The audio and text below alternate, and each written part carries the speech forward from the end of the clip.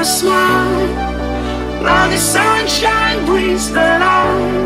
Fill me out with a flame.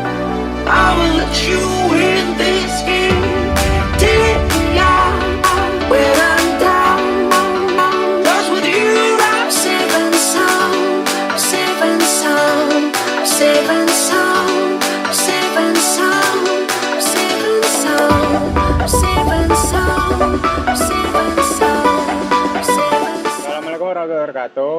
Di sini saya perwakilan dari kelompok saya. Saya Adam Julian Setiahadi dan teman saya di sini Dimas Aji Prasetya selaku pemilik dari Eternal Sabon Cup. Di sini saya mewawancari beliau terkait tugas dari UTS Matkul Komunikasi dan Negosiasi.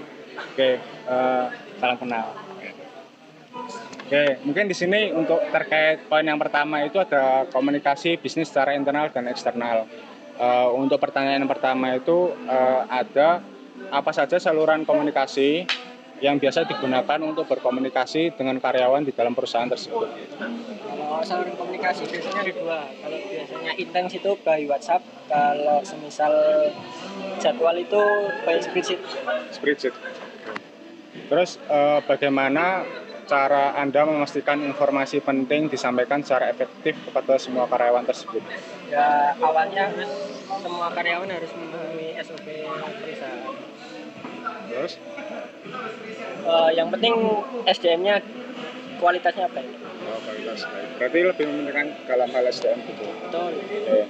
Terus apakah Anda menggunakan alat atau platform khusus untuk memfasilitasi komunikasi internal?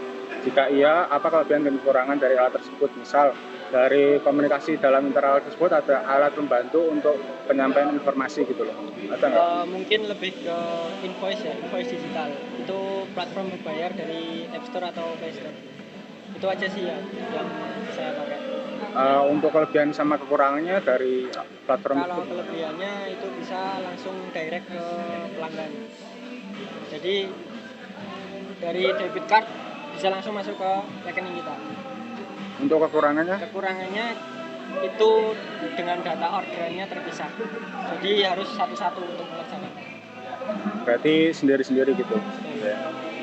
Untuk strategi komunikasi yang Anda terapkan sendiri untuk mempromosikan Eternal Sablon Cup ini kepada beberapa pelanggan yang sekarang mungkin memesan di Eternal Sablon Cup itu gimana caranya gitu?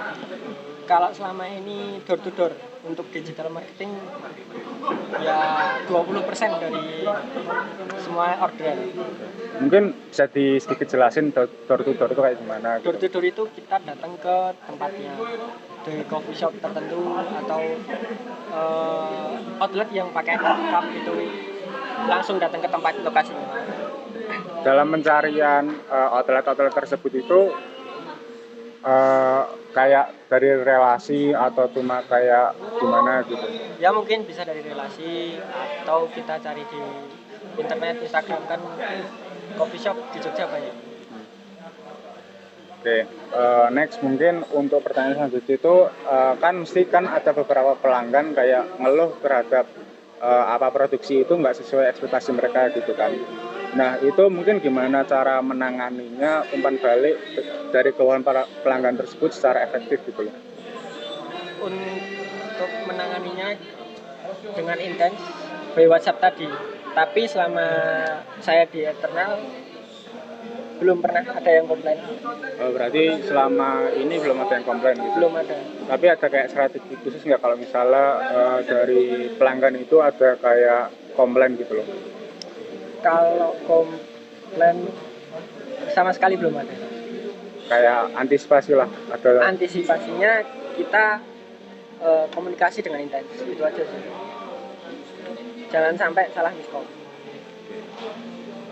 Next, bagaimana menjalin hubungan dengan pemasok atau mitra bisnis eksternal lainnya? Misal Eternal kan kayak mesen cup dari luar juga kan. Nah itu gimana kayak menjalin hubungan dengan mereka gitu? Untuk menjalin hubungan ya kalau pribadi sih ngopi bareng biasanya untuk menjalin relasi atau emosionalnya. person to person. Berarti kayak ngobrol gitu ya. Betul. Oke, next. Untuk poin kedua itu ada komunikasi antar budaya.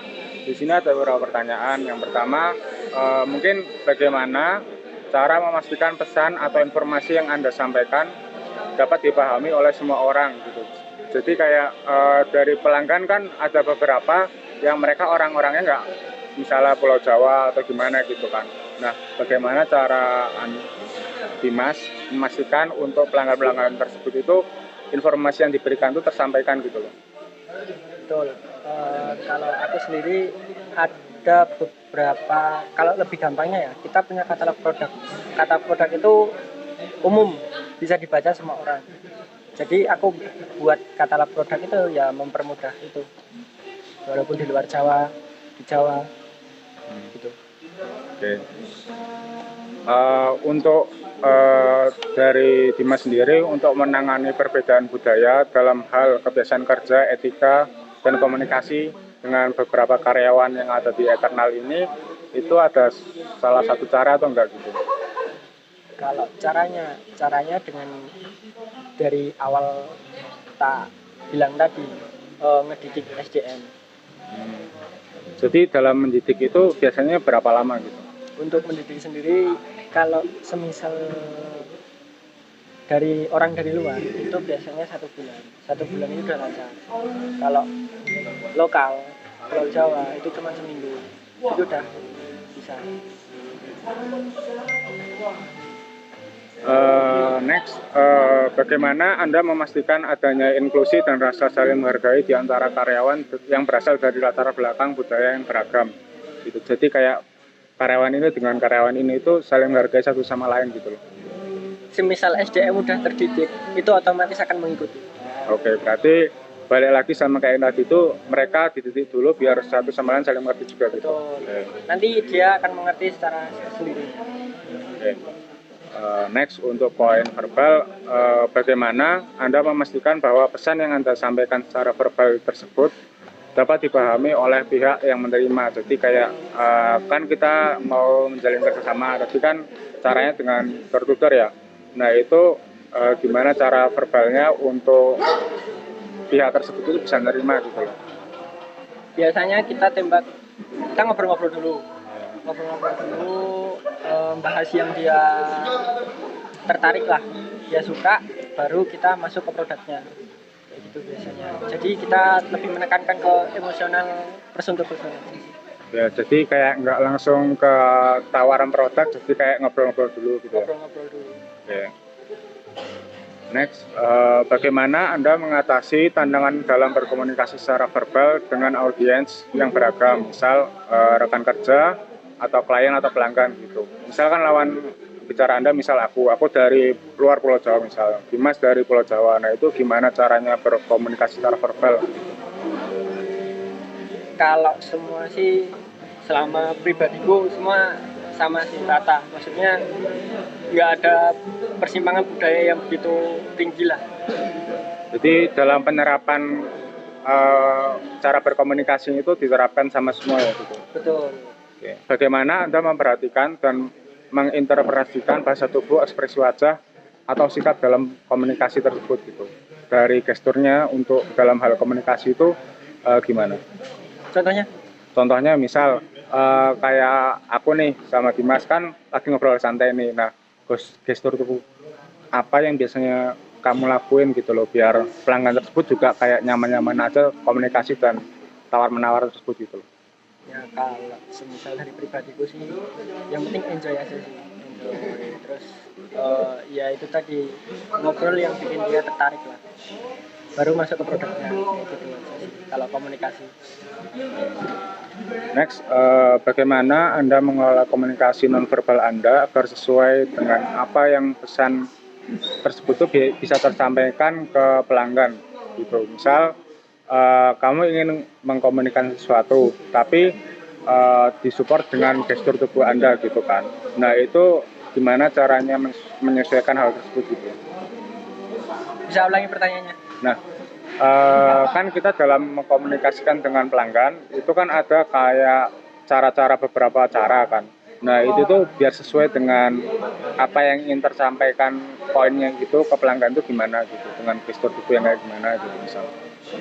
Kalau masalah gestur tubuh kan dari bawaan pribadi ya. Ya. Kalau ada tambahan lain ya mungkin ya balik itu tadi, ngobrol secara emosional, secara person to person, ya gitu aja sih. Ya berarti lebih dimainin ke emosionalnya gitu ya. Betul. Oke. Ada nggak langkah-langkah yang Dimas ambil jika terdapat ketidaksesuaian antara komunikasi verbal dan non-verbal tersebut gitu? Contohnya Contohnya, misal kan tadi ada kayak di verbal untuk cara berbicaranya atau hal-hal dalam penyampaiannya. Nah, tapi tidak sinkron dengan apa yang gestur tubuh Dimas lakuin gitu loh. Gimana caranya langkah antisipasi jika hal tersebut itu terjadi gitu loh. Misal gagap atau gimana gitu loh. kalau gagap itu pengalaman aja sih. Pengalaman itu butuh, maksudnya kita kan saya kan udah berpengalaman gini. Nah, nggak mungkin saya gugup beberapa kali, nggak mungkin, karena udah berpengalaman itu tadi. Jika ada hal-hal tertentu yang misalnya itu tidak sesuai, itu ada nggak kayak langkah antisipasi dari Dimas sendiri untuk tetap bisa jalan aja gitu loh, Antisipasinya improvisasi, improvisasi. Ada lagi nggak? nggak ada sih. Oh nggak ada, berarti improvisasi aja. Untuk next itu ada dari poin konsep teknologi dan informasi bisnis itu bagaimana Dimas mengukur keberhasilan penerapan teknologi dan sistem informasi di bisnis perusahaan Anda. Kan di bisnis eternal ini kan mesti ada teknologi yang digunakan gitu kan. Gimana cara teknologi tersebut tuh biar bisa berguna atau berhasil gitu di dalam penggunaannya gitu. Kalau untuk teknologi tujuannya untuk digital marketing, biasanya kita pakai Instagram, web, sama Google Maps. Dan Google Maps kayaknya paling dicari deh kalau untuk masa saat ini.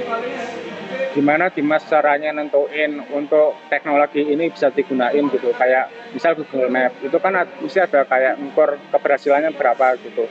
Nah gimana caranya Dimas itu buat ngukur parameter ini itu biar bisa sekiranya berhasil gitu loh, kayak dari survei atau gimana gitu.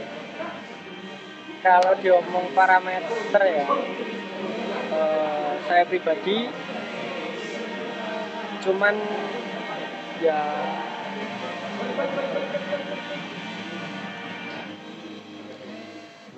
apa ya namanya, gambling lah, istilahnya gambling. Nggak Berarti- ada akurasi apapun, cuman gambling aja sih. Berarti kayak ya udah gas aja gitu, coba-coba gitu ya. Kalau berhasil ya udah gitu. Yang penting prosesnya dulu, entah hasilnya seperti apa terakhir. Next, bagaimana Dimas mengintegrasikan data dan analisis dalam pengambilan keputusan bisnis? Kan dari data-data yang tersedia itu ada analisis keberhasilan atau gimana gitu kan. Nah, gimana dalam pengambilan keputusan tersebut? Kalau saya pribadi menentukan dengan order dan omset. Gimana itu tuh? Semisal bulan ini orderan katakanlah 200.000 karton. Bulan depan 300.000 karton. Nah, Oke. itu saya anggap udah keberhasilan. Jadi semakin bulan tuh ada parameter buat perkembangan masing-masing. Betul. Kita ngacunya di jumlah orderan dan omset. Ada lagi? Udah itu aja sih kalau aku ukur dari parameter keberhasilan ya. Kalau diomong keberhasilan. Next, bagaimana cara Dimas untuk terus mengikuti perkembangan teknologi dan tren dalam industri untuk memastikan kayak Eternal Sabun Cup ini ya nggak ketinggalan gitu loh dalam perkembangan teknologinya untuk dalam pelanggan gitu. Mungkin lebih tanya ke pelanggan untuk mengikuti pasarnya. Jadi turun ke lapangan itu untuk lihat pasarnya kayak apa, produk-produk yang dipengenin pelanggan itu kayak apa. tadi kayak lebih ke survei. Betul, survei. Ada kayak pandangan memberikan kayak menanyakan feedback dari pelanggan tersebut enggak atau cuma survei aja gitu?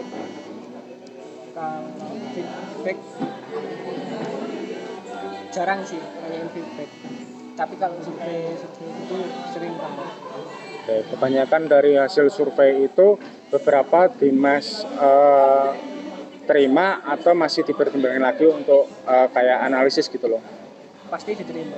Diterima. Pasti saya terima. Oke, mungkin itu aja sih untuk pertanyaan-pertanyaan dari kelompok saya. Mungkin jika ada kurang lebihnya mohon maaf. Aku terima kasih kepada Dimas ya untuk bisa meluangkan waktunya di wawancara ini. Dan mungkin aku tutup, kurang lebihnya mohon maaf. Wassalamualaikum warahmatullahi wabarakatuh. Terima kasih.